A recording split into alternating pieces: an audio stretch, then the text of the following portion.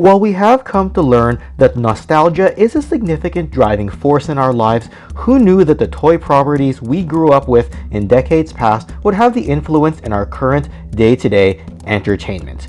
With that, I'd like to invite you to join me for this fun stroll down memory lane as I venture down the rabbit hole of trying to recollect my experiences with every toy line I remember having in my adolescence. I know you'll find your experiences will differ a bit or even a lot from mine, yet at the same time I know that after watching this video, you'll hopefully still be able to relate back your own experiences with the toy lines of your choice in some fashion or another with what I'm about to share here today.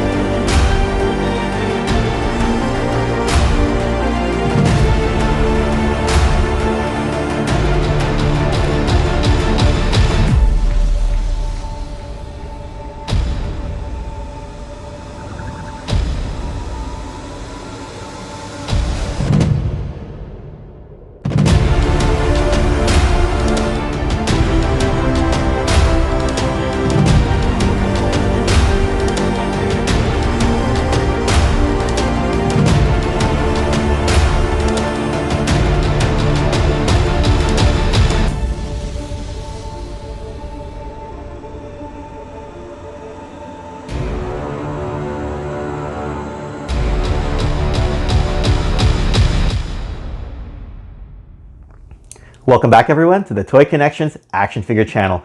My name's Ken, and I thought today that I would discuss a bit of a history on my experiences collecting toys as a child. Like I said in the intro, what I really wanted to do is make this video in such a way that you guys can relate back your own experiences, whether you collected the same toy lines or not. And I definitely want to hear what you guys have to say in the comment section of this video once this video is over. So I was born in 1982 over in the Philippines, and now my ancestors aren't actually from the Philippines, but I did happen to be born there, and then I came to Canada a few years later. Now, I'll preface all that by saying that obviously if you were born a few years earlier, you're going to have the toy lines that you grew up with that were present at that time, and if you were born a few years later, then the overlap would be a little bit different, and that you'd be into some of the toy lines that are from after my sort of core childhood years. But the hope here is that you will see some overlap with some of the stuff that you collected, and you'll be able to say that you experienced some of the same things with the toy lines of your choice as a kid as compared to the toy lines that I had as a kid. So just for example, like if you were born a few years before me, you'd probably be into things like the Migos World's Greatest Superheroes, and you'd probably have some more direct experience with the Star Wars franchise in its opening years compared to me. And if you were born a few years after me, maybe you were into something like Power Rangers. But as I'll get into, I was very much into those opening years of Power Rangers as well, but you may have followed that franchise a little bit after me. Maybe you got into something like Pokemon, maybe you played a little bit more in the way of video games than me, but either way, we're all here to share these experiences, and that's what I wanted to address here today. Among my earliest memories really is watching my older brother build and play with Lego sets. I used to walk into a room in the house in the Philippines and he'd have a whole Lego city built out on the floor. So I definitely have that experience, even if I didn't play with Legos to the same extent that he did. Now, as for some of the very earliest memories, some people might be surprised to know, just because I haven't really talked about it yet, but I did have a Voltron set, and I'm pretty sure, given the year it was, because it would have been 1985, maybe early 86, I would have gotten a Voltron set. It was definitely the combiner version that you could pull apart, and it was sitting on the kitchen table. And we had one of those larger kitchen tables in the Philippines, with this circular rotating serving area in the middle. And I remember my parents putting the Voltron there, and I'm pretty sure it was the Panoche Place one, but it didn't survive until later in my childhood, so I can't confirm that. But given the release date of that Panoche Place Voltron, I'm pretty sure that that was the one that I had, and I definitely remember playing the wheels off of that. But again, I was only like 3 or 4, so my memory is a bit hazy with that, but it does give me some early memories of the Voltron franchise. Now, I was also very much into Masters of the Universe as a kid, and I know that I really only talk about Masters of the Universe sparingly on this channel. I have done a few videos on it. I'll definitely do a few more, but I do remember owning the original He-Man, the original Skeletor, Battle Cat, Prince Adam, Orko, several of the characters from there. And I know that those figures came out a bit earlier, but living overseas, some of the figures did not make it onto toy pegs and store shelves until a little bit later on. So I do remember carrying those Masters of the Universe figures over to my grandmother's house, and we'd have family gatherings there, and I'd be playing with my He-Man there. And I do remember watching the cartoon as well. And around that same time, in that 85, 86 era, I would also watch some Transformers on TV. I know that's not a surprise for many of you guys, but I have fonder memories in that age of my life playing with He-Man than I did with Transformers. My earliest memories of Transformers is really just watching a bit of the cartoon, watching Megatron and being a little bit scared of his voice as he was blasting Optimus, or a Bumblebee figure that I remember having as a kid. And I remember, I guess all the adults didn't have their eyes on me, so at this particular moment I'm going to talk about, as I found a red pen and I took my yellow Bumblebee and I tried to color it into a red colored vehicle so that it looked like Cliff Jumper, only to realize I couldn't get the color back after I'd colored him red, which is a bit ironic because, you know, years later I would not only get both figures as an adult, but then also realize that there was a red version of Bumblebee and a yellow version of Cliff Jumper. So a little bit of irony there for sure. June of 1986, my family, namely my brother, sister, and my parents, we all relocate to Canada. And of course, the summer of 1986 was basically the height of the Transformers movie era. And I do remember getting the Triple Changers around that time. I know that, I'm not sure if she bought it for us then or if she bought it for us a little bit later, but my grandmother came to visit and she bought my brother the Springer Triple Changer, and she bought me the Astro Train Triple Changer. And I remember being a little bit jealous of my brother because he got the good guy in the cool green and yellow, and I got the bad guy in this like purple and gray. But you know, my grandmother wouldn't have known here or there at that point. She just wanted to get us something nice for the boys to play with. Now, unfortunately, my brother did not play with Transformers much past that age, but I do have some early memories of playing with the toys with him. And in 1986, there also would have been some leftover figures from 1985 and a little bit from 84 as well. I do know that I was able to find Hound and Soundwave from 1984 just left over on store pegs from years past, and characters like the Insecticons. Like I think I had Bombshell the Insecticon, and I had the Autobot Grapple as well from 1985. So some of you guys may remember these figures better than I do, but I was pretty young at the time, so still learning and growing up with the Transformers a lot. As 1987 rolls around, by this point, I'm in preschool, and I do remember it was around the time of the Transformers Headmasters. Not so much the series, because the full series aired in Japan, and we only got 3 episodes here, dubbed in English. Well, written in English and filmed in English here in Canada. But I do recall having all 4 of the Autobot Headmasters, namely Highbrow, Hardhead, Chrome Dome, and Brainstorm. And I remember having the Decepticon Weird Wolf as well. And I remember just seeing those on store shelves over at Toy City, which the old location is a few minutes from where I live right now, so that's kind of nice, even though there's no more toy store there. And I do recall I had a quick run-in with wrestling at the time, but I wasn't fully able to sink my teeth into it. I was able to get myself a Bendy's version of Hulk Hogan, which is the smaller version, and I took it to my preschool, and the other kids there had the larger 8-inch ones, and they'd like, hey Hulk, you want to fight? And I'm looking at my figure, I'm like, why is my Bendy's figure smaller than their big figures? And I'm like, no, I don't really want to. And I remember declining and thinking to myself, man, why does Hulk Hogan look smaller? Did I buy the wrong version of the figure? And in a way I kind of did, but those Bendy's figures were still pretty fun to have. 1987-88, I'm in kindergarten by this point, and that's when I really got into the real Ghostbusters. I would often grab some construction paper and some tape and throw something on my backpack or on my back to look like a proton pack. And I remember it was Christmas of my kindergarten year that I asked my mom for a Stay Puft Marshmallow Man and a Peter Venkman figure, and somehow she was luckily able to find both, even if she told me that she wasn't sure if Santa Claus could get both for me that year, but she did. And then as that year progressed, I managed to find the Fright Features versions of the other Ghostbusters, so it was like I had a set, but I didn't have the exact jumpsuit set that was in the original cartoon. I did also manage to get Ecto-1, and I remember playing the wheels off of that and having a good time with it. Never got some of the other stuff, but I had enough to play with and get something of a full Ghostbusters experience for the purpose of my childhood and my age group at the time.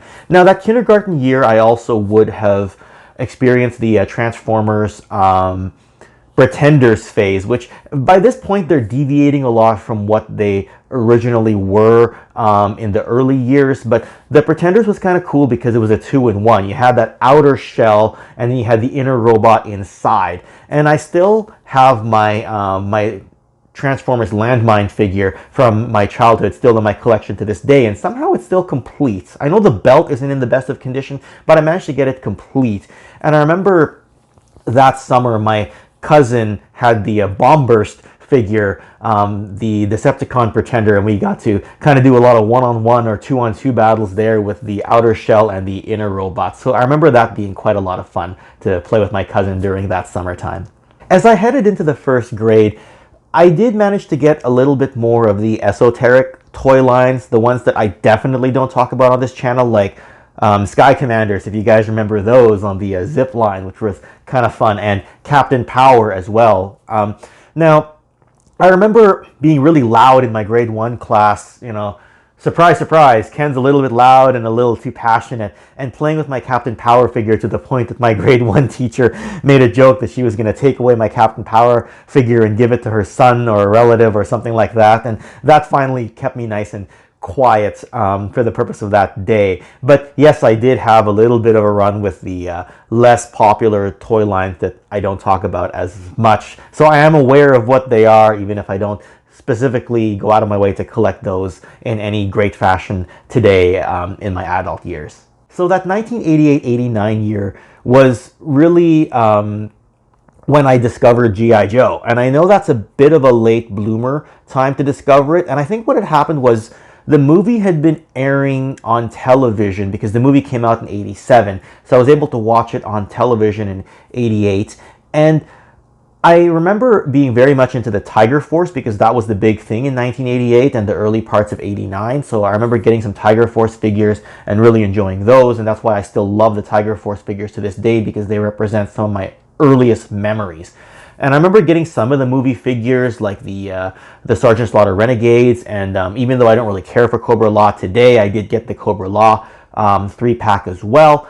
And early 89, I'm not sure why it was still on store shelves in early 89 up here in Canada, even if it was a 1987 playset. But as I mentioned with Transformers earlier, I was still finding some 1984 figures in 1986. So I guess it's not too out of the blue for this to happen. But in 1989 was when I got the Mobile Command Center, and that was probably my fondest birthday gift I remember having as a kid, because I remember going into the toy store at the time and seeing it on the aisles and telling my mom that I was going to get that for my birthday. And I remember across the aisleway was a Defiant Space Shuttle, and I don't know why I didn't opt for that. I think I just found more imaginative play that I could have with the Mobile Command Center than I could with the Defiant Space Shuttle. So to this day, I still don't have a Defiant, but I definitely played a lot with that Mobile Command Center, even played a bit with my dad, and he didn't play much with my toys with me as a kid, but I remember having that set up in the living room of our old home and playing with that G.I. Joe Mobile Command Center. And eventually my childhood Mobile Command Center would not last through the years, but I would eventually get another one in 2014 from Toy Traders much later on. In that grade 1 year as well, and this would last throughout grade 2 as well, in 1989 there, I really got into the Ninja Turtles, just as a lot of people did. And you know that in that 1988 to early 1990s phase, everything was all about Ninja Turtles. The big three of Transformers, G.I. Joe, and Masters of the Universe was not so much coming to an end, but losing a lot of popularity. And I guess in the case of He-Man, it very much did end before that time. But with Ninja Turtles, I remember in the exact order my mom bought me the Turtles was, she got me Raphael. She just left it out one day and said, if you're good, I'm going to give you this toy. And I was as good as I could be so that I could get it.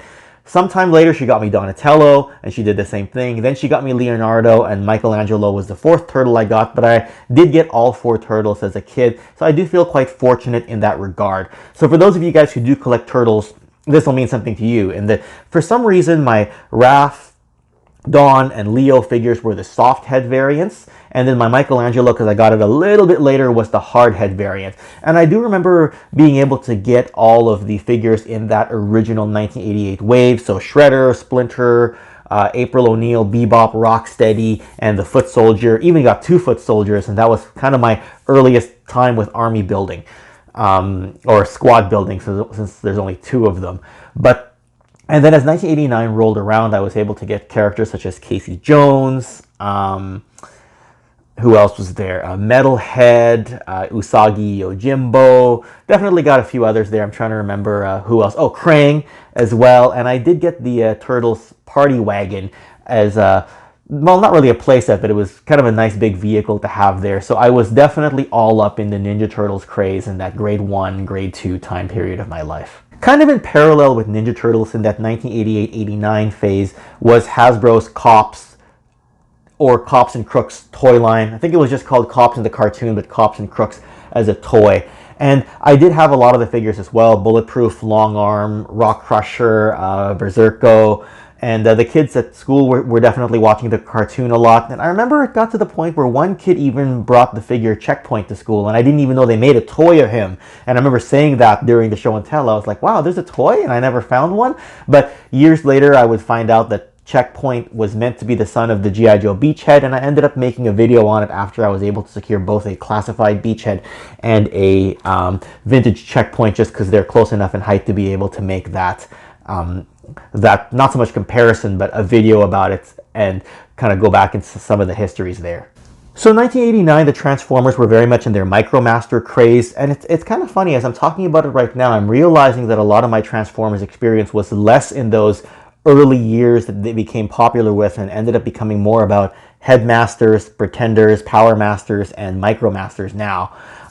So it's interesting how I became such a big fan of the earlier years, even if my experience was kind of more past that. But the Micromasters were cool because they had the 4-packs of the cars, and I would bring them to school. Like, I'd buy a 4-pack and another 4-pack, so I'd have like 8 of the Micromasters, and I'd distribute them to my friends at school later in the first grade or in early second grade, and be like, okay, you're this character, you're this character. And then I'd, after recess or lunchtime was over, I'd kind of collect them back and hope that they were still in good shape, and getting really mad with the other kids at school if they made the figures dirty. But thankfully nobody broke them, so definitely happy about that. And in that summer season after 1989 as well, as I was rolling into the second grade, the same cousin that I played Transformers Pretenders with had discovered Mask. And by this point, Mask had been out for quite a while and was really actually ramping down, but he found them in the Philippines, and he also found some leftovers here. So I remember the day he came over to my house with Rhino, Jackhammer, a lot of the other vehicles that they had there, Buzzard, a few more, and we had this amazing crossover battle in the summer of 1989. And I would pull out my Transformers and my G.I. Joes, and he'd pull out his Mask figures, and we'd have this massive battle day after day. I don't know how many days in a row we did it, but it's one of my fondest memories as a kid was doing the crossover battles of Mask versus Transformers and G.I. Joe, which is kind of interesting because Mask was kind of meant to amalgamate that transforming vehicle with the vehicle pilot that was very much akin to Transformers and G.I. Joe. That fall and winter season of 1989 was also when I started to buy Mask figures for myself. My cousin had gone back to the Philippines to go back to school, and I rented the VHS, and I fell in love with the Mask theme song, even though they were the enemies for me in the living room earlier that year during the summertime. I began to be like, wow, I gotta buy some Mask toys. And then when I got to visit my family in the Philippines in December of 1989, I went and found a lot of the Mask toys because for some reason, like I said earlier, overseas the figures show up later, the toys come out later on the store shelves and store pegs. So I was able to buy Thunderhawk, I was able to find Rhino, I was able to find Condor, Manta, Jackhammer. Never found Switchblade until I was an adult, but it was just kind of cool to be able to experience that as a kid. And then I had dinner with my cousin sometime that vacation trip, and I was like, hey, look, I've got Dusty Hayes and I've got Matt Tracker, and I brought them here to show you because I've fallen in love with Mask now, even though they were the enemy for me 4 or 5 months ago when we were playing in my living room back in Canada. So that 1989 year would also be my first real exposure to watching wrestling, as not only that cousin that I talked about, but a couple of his older cousins rented WrestleMania 5 on VHS. And I swear I've told the story before, but it's worth revisiting as I do this little stroll down memory lane. And what ended up happening is they had, in that same summer where they visited us and I was playing with the toys with Mask and everything, they had rented WrestleMania 5, and we got to watch Macho Man versus Hulk Hogan in the Mega Powers Explode. And that was kind of when I really, really fell in love with the Hulk Hogan character. And when I pulled out my Bendy's figure from a couple years ago and started to play with him a little bit again. And what would happen is after that, I'd start renting the old VHSs and I'd start watching WrestleManias 1, 2, 3, and 4 and get familiar with some of the backstory and some of the history there that led up to the WrestleMania 5 that I would watch. And then I'd start looking at my TV guide for Saturday night's main event and start timing myself to be able to watch that. And that would roll me into 1990 and WrestleMania 6 with the Hulk Hogan versus Ultimate Warrior main event there, and where Hogan would drop the title to the Warrior in something of a short time passing of the torch. And yeah, so that was my first real exposure to wrestling during that time. And the reason I almost misspoke Andre the Giant's name instead of Ultimate Warriors a second ago is because I was remembering another experience when I did rent WrestleMania 3, and my grandfather had actually come to visit us here in Canada, and he was a big boxing fan, and he got a bit excited when I got to rent WrestleMania 3, and we watched WrestleMania 3 together, and he didn't really understand certain things like, hey, they're not wearing gloves, and why are they kicking each other, and why are they doing other types of moves to one another? And I'm like, well, Grandpa, this is wrestling, this isn't boxing. So kind of had a bit of a laugh about that. So that rolls us kind of out of the 1980s, and by 1990 I have another fond birthday memory where I was able to buy Power Master Optimus Prime, which interestingly enough, again, that was a 1988 figure that I bought in 1990. Again, we seem to get figures later if we're not domestically there in the US, or they tend to buy overstock here. I'm not really sure. Either way, I ended up with the Power Master Optimus Prime as my second grade birthday gift that I bought from another defunct store called Toys and Wheels that was over at the mall that we have here nearby. So as I got towards later in the second grade, the 1990 Ninja Turtles film had come out, and of course, that was another big craze, and I don't want to say resurgence because Ninja Turtles was popular at the time, but then you start getting the live rock performances and that Ninja Turtles band that went on tour and all the songs that came out during that time, and a lot of my friends in school saying that they watched the movie 3 times in theaters. I'm pretty sure I only watched it once, but it's another one of those things they talk about in the Toys That Made Us when they say that there were no turtles available on the shelf, was because that movie pretty much wiped out all the store inventory because it was just so freaking popular at the time. So as 1990 rolls around and we head into 1991, I'm, by this point in the 3rd grade, and I'm not, for whatever reason, I'm not as into buying toys as often as before, because I built enough of a toy drawer and a toy chest that I'm like, okay, I've got enough to play with here, and I would just play with them. And some of the kids in school got into things like the Terminator 2 movie and the toys that came with them, and I didn't get into the Terminator figures, partly because I didn't feel there was enough of a big cast associated with it. Like, I was used to things like G.I. Joe, Transformers, Masters of the Universe. Even if it was largely based around a core group of characters, there was still a wide range of toys and a wide range of characters that only had sporadic appearances in the cartoon. And same thing with Ninja Turtles. Like, it was a team, and then the bad guys were plentiful, and some of the allies were plentiful, and I just didn't find that same experience with toy lines like Terminator, so I didn't get into it to the same extent as some of the other kids, but still I could appreciate it when they would bring those toys to school. And around this time as well, I got into like the whole trading card phase. So a lot of you guys in other countries, or specifically the US, would have gotten into baseball cards, maybe a bit of football. Internationally, a lot of people were into basketball cards because Michael Jordan was such a big international star. And I got into hockey cards personally, and I got into trading those at school. So again, a lot of you guys, like I said, you won't have the exact same experiences as I do, just as I mentioned with all the toys. But if you did collect trading cards of other sports, you'll understand when I talk about the hockey card craze that I got into, that kind of overlapped and slightly started taking over the toy craze for me. But because I kind of stayed into wrestling at this time, I was buying in 1991 and well into 1992. As I got into the 4th grade, I got into like the Hasbro WWF figures, some of the smaller ones. I had a different version of Hulk Hogan that I ended up getting as an adult, and I got the Ultimate Warrior, and I got $1 Million Man, and some of the tag teams, and the wrestling ring that they had. So I did still buy some of the toys there, wrestling related, and as I realized that the articulation of those figures wasn't great, I started using my G.I. Joes in the wrestling ring instead, even if the ring was slightly out of scale, but I could do more with my Joes, so I would do my own sort of headcanon at the time and enjoy the wrestlers, or the G.I. Joes as wrestlers during that period. So by 1992, I get into the 5th grade, and that encompasses 1993 as well, or at least the first half of 1993, and I started watching G.I. Joe again because the Deke animated cartoon, that 2nd series, which I know it's not as fun to watch, but that was back on the air, kind of in reruns and syndication at this time.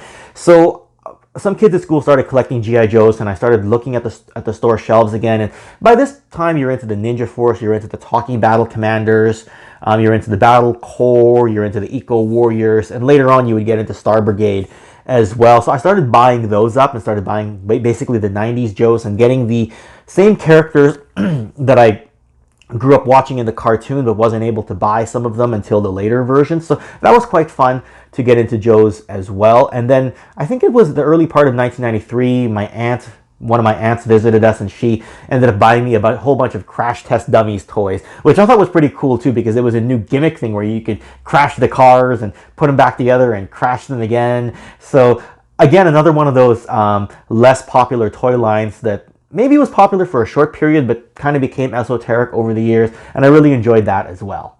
By this time in 92, 93, the X-Men animated cartoon with the Jim Lee designs was really popular, and I started dabbling a little bit into the X-Men toys, but I would kind of find them over the years because that series lasted for a few years. So I'd find a few during this time in that 1993, early or late 1992 phase, and I would get a few figures, and then my friends would get a few figures, and we'd have a bit of a battle, and then I would, again, just collect them sparingly over the years until I built up enough of a shelf. But that was something that I dabbled in kind of in and out, even though I loved the cartoon. And to this day, I still have some of the Marvel Legends figures that I go back and buy them, of the animated X-Men style Jim Lee designs of the characters. In that 1993 time is also when Transformers would come back in Generation 2, and I specifically remember deciding not to buy an Optimus Prime because I still had the Power Master version from before, so I tried to get other characters I didn't have, so I would get the Generation 2 version of Sideswipe,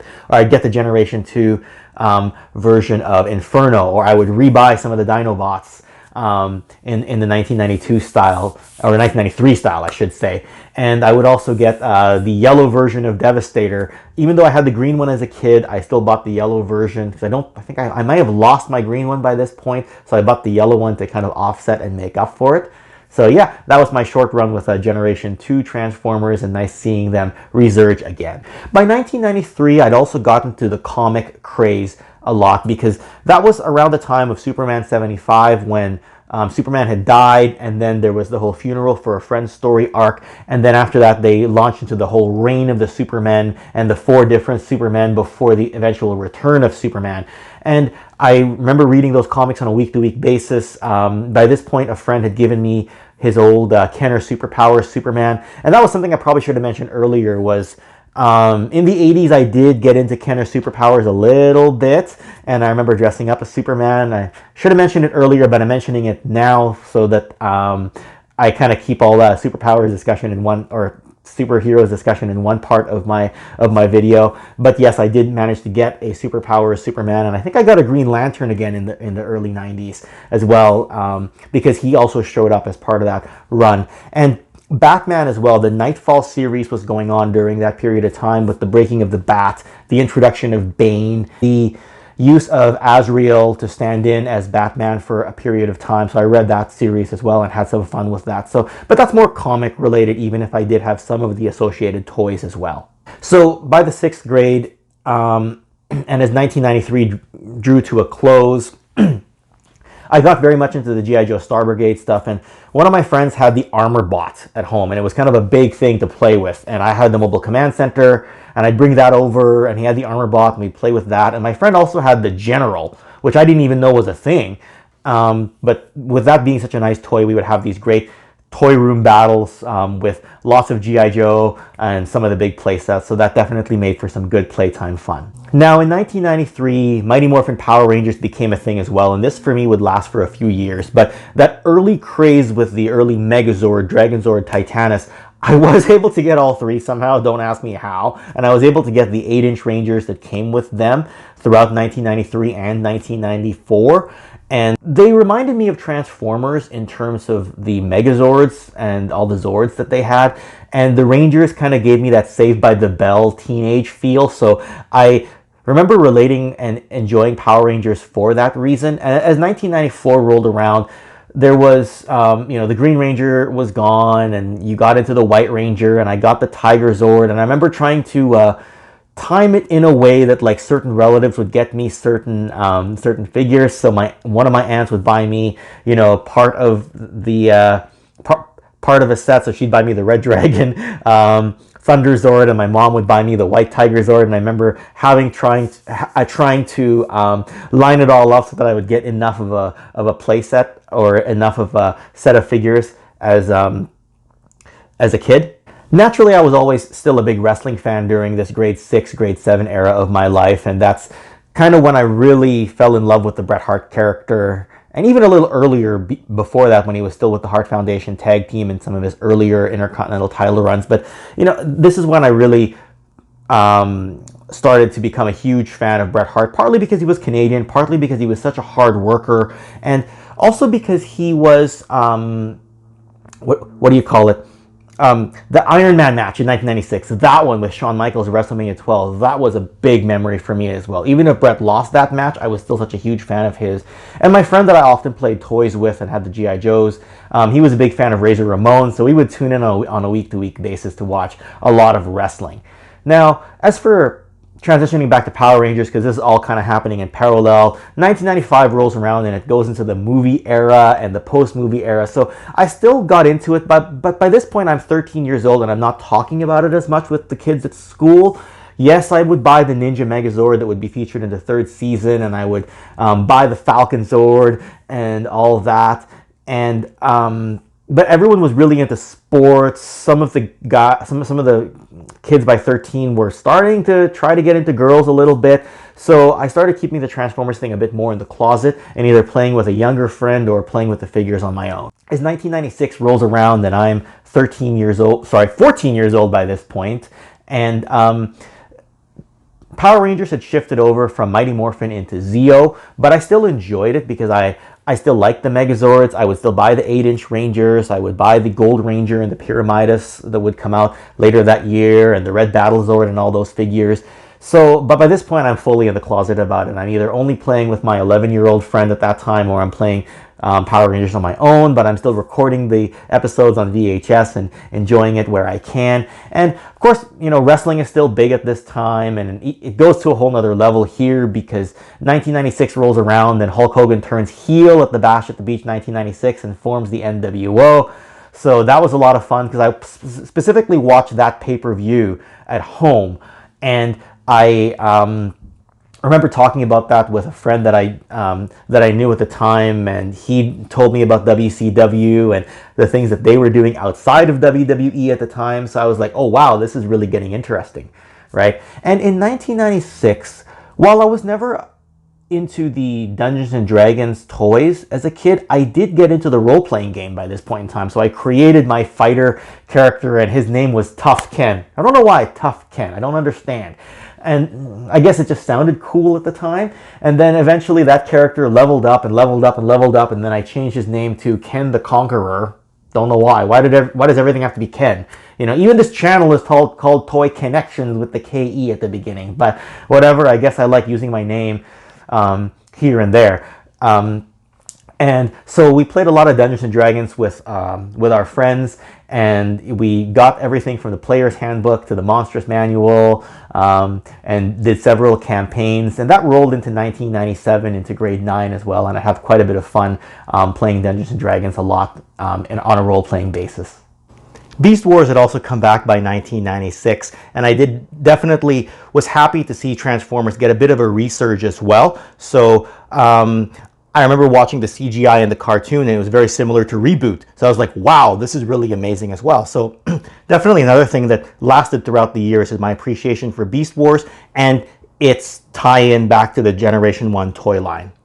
So 1997 rolls around, and this is when I start getting a little bit more exposure to Star Wars because the special edition movies started coming out, and I would watch that with my siblings. So we watched all three: New Hope, Empire Strikes Back, Return of the Jedi, and that's when I really started to fall in love with Star Wars. Now, I never bought any of the Power of the Force 2 figures that were all the rage at the time, but I did manage to play the Shadows of the Empire game, which I think came out at the end of 96, so in 1997 it was a big thing, and because that storyline falls kind of during that original trilogy era, I kind of got into the Dash Rendar character and his Outrider vehicle and his relationship to Han Solo, so that's kind of where the Star Wars thing built up for me a little bit, and what I would carry with me as my Star Wars memory when The Phantom Menace would come out a couple of years after that. 1997 and 1998 rolls around, and I'm still kind of into Power Rangers. Okay, no, not kind of. I was still watching all the time.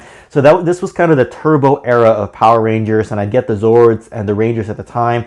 And then Power Rangers in Space rolls around in 1998. And to me, that's very much considered probably the best season of Power Rangers I'd ever watched. Now, at this point, I'm 16 years old, so I'm really just watching by this point because I'm used to the Zords, I'm following the storyline, I'm still enjoying the teenagers aspect of it, because I was a teenager at the time, right?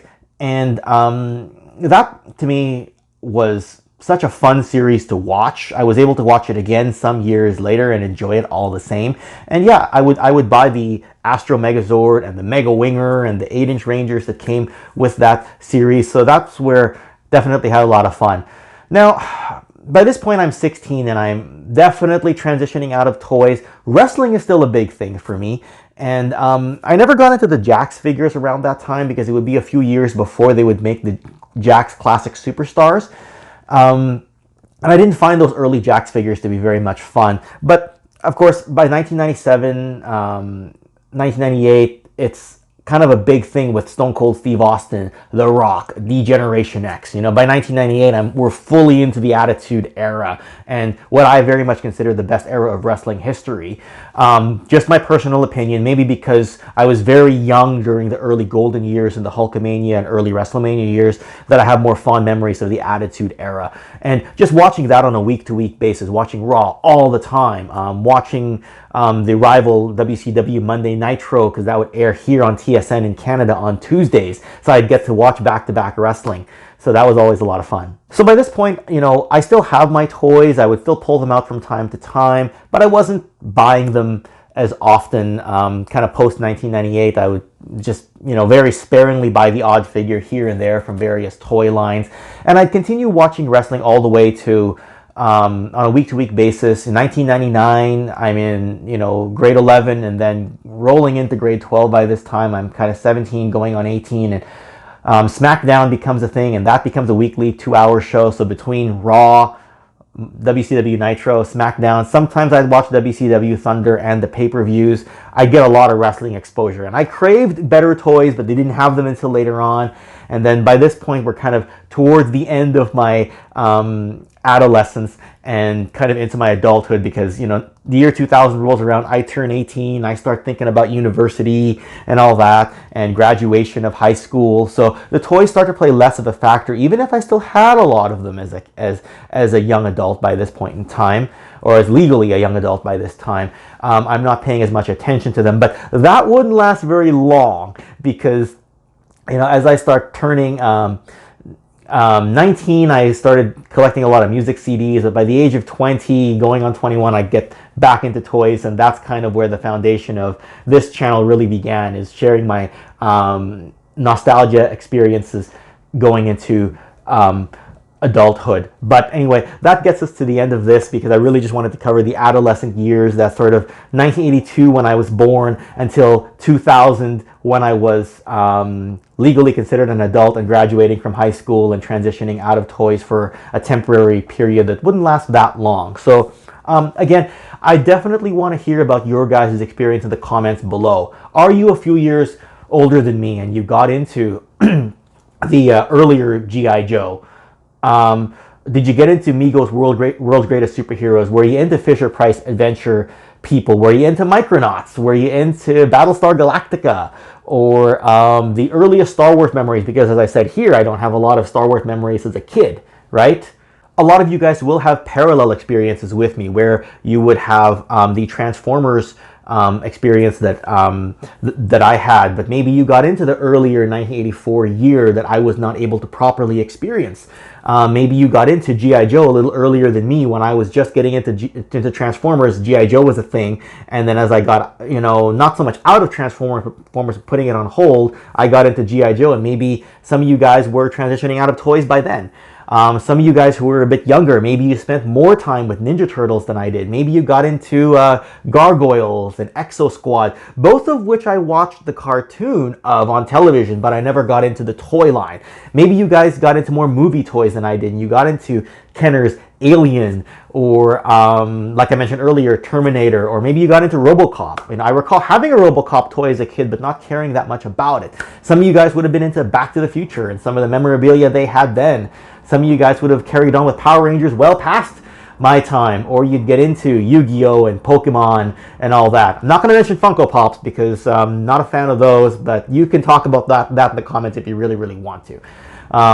And yeah, so that was my childhood experience, and as you can see, where my love of action figures comes in and why I collect the toy lines that I collect. But again, please talk about it in the comments below. You know, what were your formative years with toys, and how much of that experience overlaps with mine? Does any of it overlap with mine? Maybe you got completely out of it by the time I was into it. So either way, I'd love to hear about it in the comment section of this video. So as I always say, subscribe to the channel if you already haven't. Press that like button. Spread this video to more viewers. Share it with your friends. Thanks and shout out to my Patreon supporters whose names are in the description section of this video. And please visit patreon.com/toyconnections for some behind the scenes content, bonus videos, direct contact with me, and all that. So otherwise, you can check out some of my other content up here. And with that, I just want to say thank you guys for watching this video, and I'll see you again soon with some more of my favorite toys. Thanks again, and have a good one. See you next time.